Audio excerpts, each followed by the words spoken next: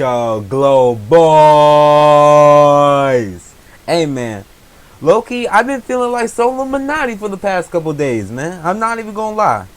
But I'm not gonna be stealing his swag for very long. I'm gonna just get back to what I do best. Now, today I'm gonna talk about NBA 2K18. Now, 2K18, y'all know they drop my career news and they drop my part news. Now, the main thing that we're wondering is that the archetypes, what type of player we're gonna be able to make. Now, they're saying that this year that we're gonna be able to blend archetypes. So we either have the chance of either having a pure archetype or a blended archetype. So what that means is that if you want to go just straight sharpshooter and just straight doing spot ups all day, you can do that. If you want to be a sharpshooter that can dribble and still shoot the 3-ball, you can still do that too. You can do that now too. Now, the main thing that they also said is that if your shooting is, let me give you an example. Say your 3-ball is a 60. You're only gonna make like, if you keep chucking up them shots, you're only gonna, out of all the shots you're gonna take off 3-pointers off a 63 ball, you're only gonna make like 25% of them. So that's a very low number if you like to shoot the 3-ball. Now, they're also saying is that attributes will matter this year. They're saying that skills matter. Clearly that wasn't the case last year. They're saying that attributes matter. They have to do it this year or else hell is gonna break loose. I can tell you that right now. Now, out of everything that they're saying that blended archetypes are going to be coming into 2K18. Now, I've also got a few images up on screen, like that's going to be right here in a second. But they're saying that it's going to be coming to 2K18 this year, and they're going to revamp it and balance it. So we're not going to have no overpower. Now, let's be honest, there is going to be an overpowered position once people figure it out. But at the moment, we don't know anything because they balanced it out so well that we don't know what is the overpowered position at the moment. Now, let me display the images right on screen here. Now, the images that I'm pulling up on screen right now is actually some sources that I got from Agent Zero's video. So, right here, they're saying, now, this is a big thing right here. You have a primary skill and you have a secondary skill. So what that means is, like, say I'm a stretch big man. My primary position is a stretch big man. And I can either go pure with it. Now, say, for example, say if I'm a pure stretch big man, I have a max out 3-pointer and a max out mid-range. So it's basically going to be the same exact stats from NBA 2K17. But if I decide to go stretch big man and glass cleaning, rebounding as a secondary position or a secondary skill, that means it's going to knock off 3-pointer by a tad little bit. But at the same time, I'm going to have good rebounding too. But at the same time, the stretch big mans were pretty much the best position in terms of centers. Because stretch big man could do literally everything on NBA 2K17. And it's not really about if you have max rebound. Okay, you have max rebounding. But it's all about position, boxing out your player, like getting in position to get the rebound. Just because they added tip animations and you have to box out your player, that does not mean that you're going to get every rebound if you're a glass cleaner back then. Now, the main thing, now this is big right here. Let me enlarge this right here. They're saying that the big thing is that that the 3-pointer, say if you're a sharpshooter. Your sharpshooting is going to be like your primary thing. But if you make it ball handling and passing, your secondary position is going to knock it off a bit. But you're still going to have good, you know what I'm saying, ball handling to get yourself open to make those type of shots. Now, the main thing that I also want to stress is that if you do decide to blend archetypes, you're only going to have like 3 Hall of Fame badges. You're only going to have like 3 Hall of Fame badges, maybe 2. But they're saying like if you now also another thing that I also heard from Agent Zero's video is that sharpshooters, instead of having Hall of Fame mid-range dead on, they now replacing it with tireless score, which is a big thing to have because say if you need to get your shot off quick and you're that tired and you need to get it off in a hurry, that was a big thing because the sharpshooters by itself, if you decide to go pure sharpshooting, that was, you got tired very, very quickly just by running up the court. And same for playmakers. Now, they're also saying that the stamina, stamina is gonna be more easier to deplete your stamina in NBA 2K18. Now, because you be spamming dribbling moves, that does not mean that spamming dribbling moves, that's gonna be no more. Because they're saying like the more you spam those dribble moves and the more you do the dribbling, the faster your stamina bar is gonna deplete.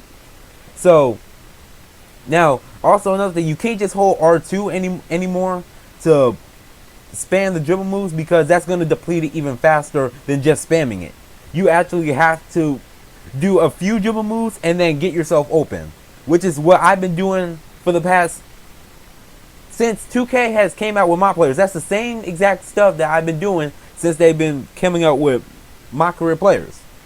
Now, also another thing I also want to mention, they're saying that the best overall position is a shot creator, sharpshooter. Now, I'm telling y'all right now, I wouldn't listen to any of these YouTubers telling y'all to make these type of positions, because I personally, the best advice that I can give to y'all is make a player that works for you. Like, for example, my main skill last year was playing center as a stretch big man. Like, I can grab rebounds, I can shoot the rock, I can literally do everything. I was a demigod. Now, if you go home, now let me give you a perfect example of this. Say if we're both pure stretch big man. Mine is a 7'3" stretch big man, yours is a 7 foot stretch big man. I have maxed out wingspan, you have shorter wingspan than me. Now, and also my stretch big man will probably weigh like at least 225 pounds. Yours weighs 260 pounds.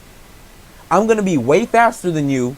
I'm going to be way taller than you to snag those rebounds. Plus, I have max wingspan, which is going to in turn make me grab more rebounds than you. Just because you have shorter arms, that does not mean that you're going to be able to shoot better than me.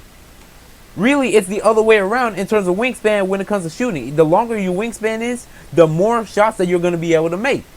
That's just how it was, and I didn't find that out until late when NBA 2K17, you know what I'm saying, first ended.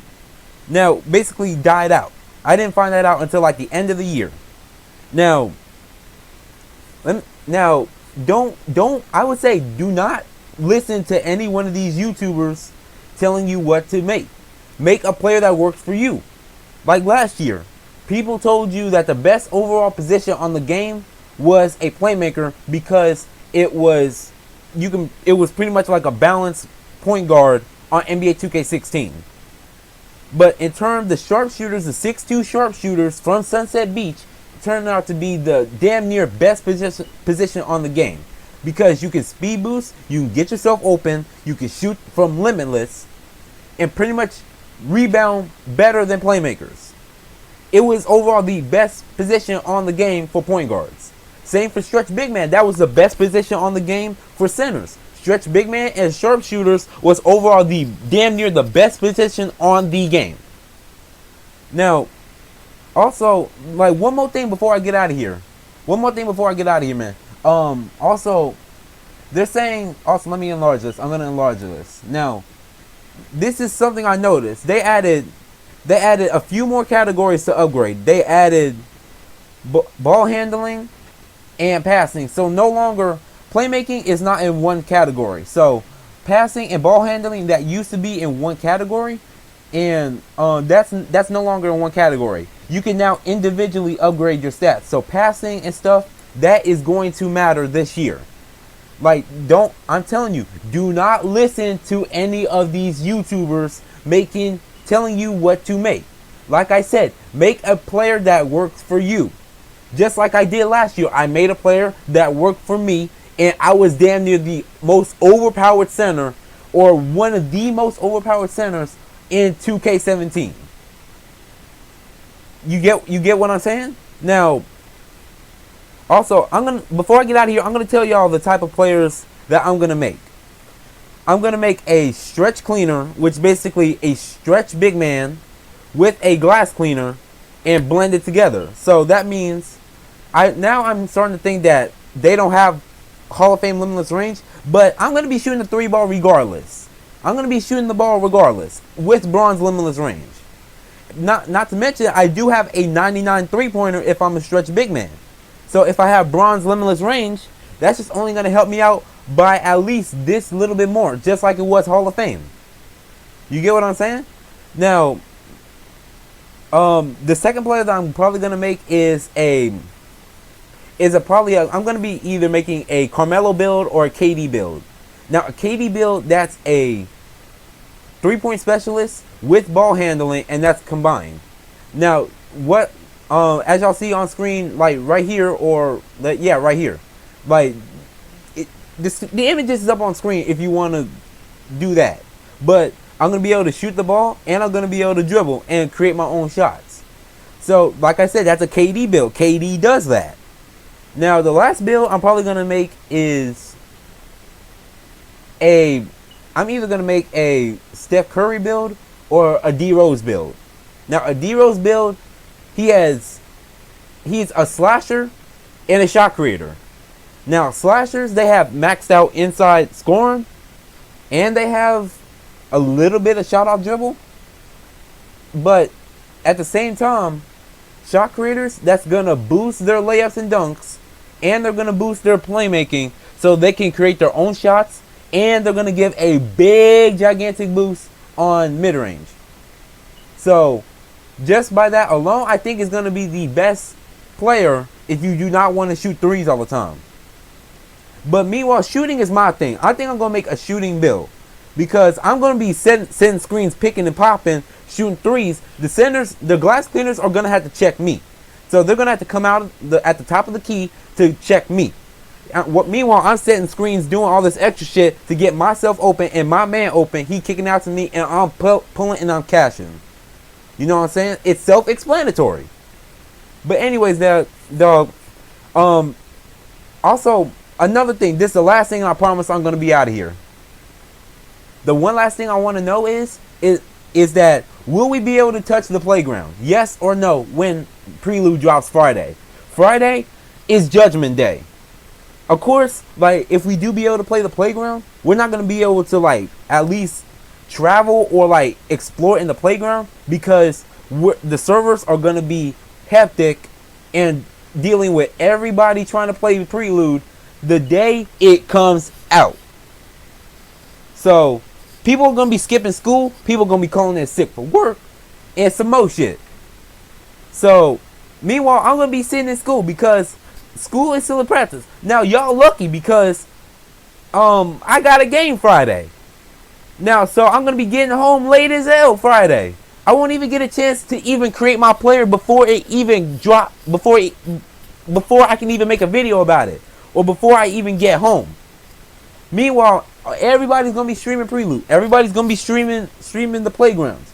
Now, that's the one thing that I want to know is that will we be able to play the playground? Probably not, because the servers are gonna be trashed the first day it comes out. But anyways, now I hope y'all enjoy this video, man. I just wanted to give a little bit of my thoughts real quick about the Pre-lud before it actually come out. But make sure y'all like and subscribe if y'all new. And until my next video, this is Glory Boy Trey, and I'm signing out, man. Let's get it, Glow Boys. And I'm out, bro.